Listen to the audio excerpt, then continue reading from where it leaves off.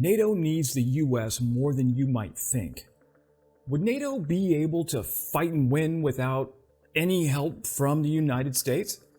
Well, let's find out. In an NBC Meet the Press interview airing last weekend, Trump floated his openness to cutting military aid to Ukraine and, wait for it, pulling the US out of NATO. Even though this isn't the first time we've heard this threat from Trump, these bombshells have left NATO allies and a pretty good portion of America's national security establishment clutching their pearls. But NATO is powerful on its own, right? Even without the US. Sort of. Hey team, Wes here, veteran, global security wonk, and I learned Russian while in the Air Force because Razumno izuchat protivnika. In 2022, Ukraine faced down the Russian bear, armed with little more than Soviet hand-me-downs and a lot of grit. Their arsenal included about 850 to 1,000 Soviet-era tanks, models like the T-64, the T-72, and the T-80, a few hundred artillery pieces, and fewer than 100 operational combat jets. Not exactly a tech enthusiast's dream, but thanks to some Western military hardware upgrades, Ukraine managed to stall and, in many cases, push back Russian forces. David didn't just meet Goliath, he stole his lunch money. Meanwhile, Russia lumbered onto the battlefield with the overconfidence of someone bringing a Kalashnikov to a snowball fight. With up to 13,000 tanks and over 1,000 fighter jets, you'd think they'd steamroll Ukraine. Instead, they tripped over their own shoelaces. Logistical nightmares and catastrophic equipment losses revealed a harsh truth. Quantity isn't everything, especially when your tanks keep spontaneously bursting into flames. If Russia struggled this much against Ukraine, their odds against NATO, a military colossus, even without the United States, are like bringing a fork to a soup-eating contest, right? Well, let's talk about Europe's NATO powerhouses. While Ukraine in 2022 made do with Soviet tanks in the early days of the invasion, European NATO members roll out cutting-edge war machines. We're talking thousands of modern main battle tanks, high-tech fighter jets like the Eurofighter Typhoon, the Dassault Rafale, and the SAAB Gripens, and some American imports like the F-35 and ATACMS missiles. My wife makes fun of me because I call them ATACMS, not ATACMS. She's like, why do you say it like that? It's ATACMS. And then I say, oh yeah? Who's the one with the degree in global security? And then I sleep on the couch. What do you think? Am I right or is she right? Let me know in the comments. Poland has a particularly lethal military and just might be the next great European superpower. Poland's military actually deserves its own video. France and the UK have a nuclear weapons deterrent, and other nations like Germany, Finland, the UK, and Sweden have some of the most high-tech defense contractors on the planet, like Rheinmetall, Saab, BAE, and others. On troop strength, NATO Europe, without the US, commands over 1.5 million active duty personnel, compared to Russia's 1 million. But numbers don't tell the whole story. NATO's real power lies in its modern weaponry and the ability to make it all work together seamlessly. European allies have poured cash into game-changing tech like next-gen aircraft, precision munitions, cyber defenses, and electronic warfare systems. These investments make NATO a master of long-range, coordinated operations, something Russia seems about as comfortable with as a koshka in cold water. Russia's struggles in Ukraine have highlighted their outdated approach to warfare. They've relied on blunt force tactics, throw enough soldiers at a problem and hope it goes away.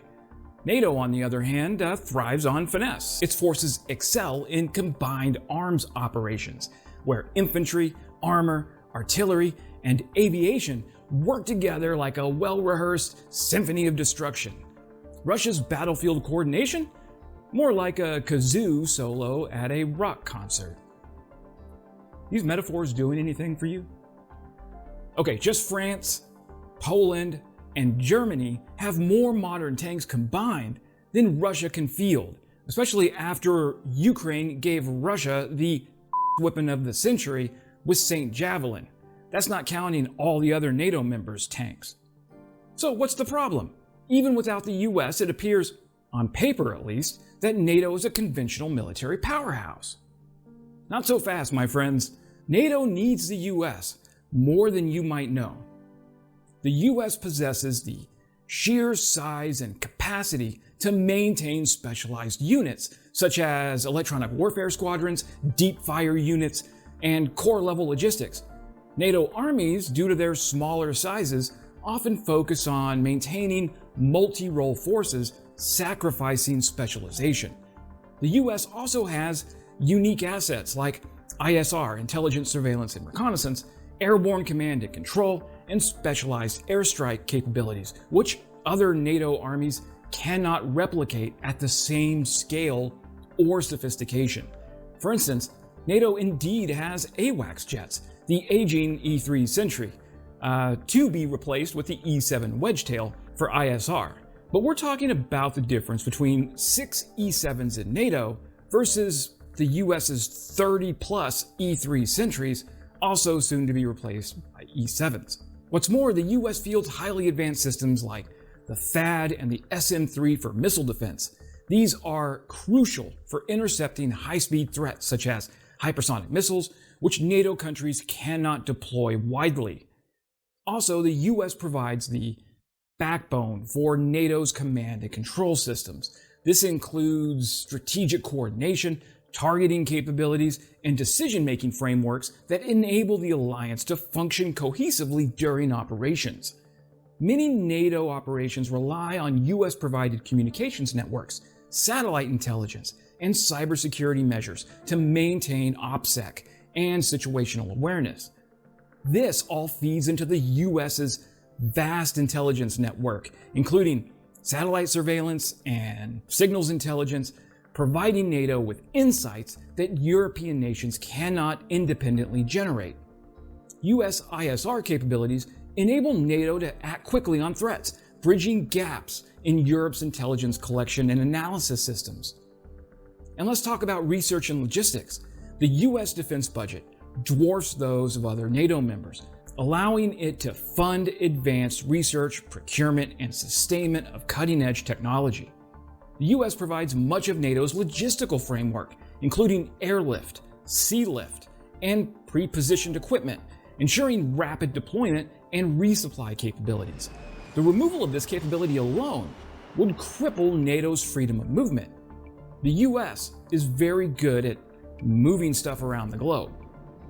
The US nuclear arsenal serves as a primary deterrent against major adversaries like Russia, a role European nations can't fulfill independently except for France and the UK. Then there's the ability of the US to project power anywhere in the world. US forces stationed worldwide enhance NATO's ability to respond to threats quickly, deterring aggression by demonstrating that capability and that resolve. Technologically, the US leads in developing cutting-edge military technologies from hypersonics to advanced AI for defense applications, which often gets integrated into NATO strategies. Also, the US is no stranger to warfighting. Geez, we've been fighting a war somewhere almost constantly since the early 1900s. US forces bring decades of experience in large-scale, multi-domain operations, which many NATO nations lack due to their smaller or more regionally focused militaries. NATO's collective strength lies in the bulk of European forces combined with the US's enablers. Without US specialized capabilities, NATO would struggle to function as an integrated, high-performance military alliance. While there is momentum for European strategic autonomy, the time, cost, and political will required to match US capabilities simply doesn't exist. Many European nations are increasing defense spending, but they remain years or even decades away from bridging the gap in technology, integration, and scale. Scale being the operative word that the US brings to the table.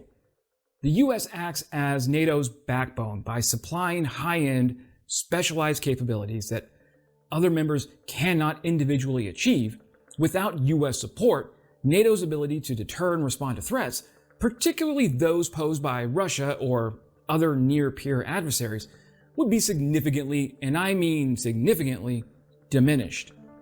Bottom line, NATO is a team sport. Without the US, Europe has the talent to hold the line, but it'll need to hit the gym and sharpen its strategy for the long game. As Ukraine has shown, victory doesn't always go to the biggest force. It goes to the smartest, most united one.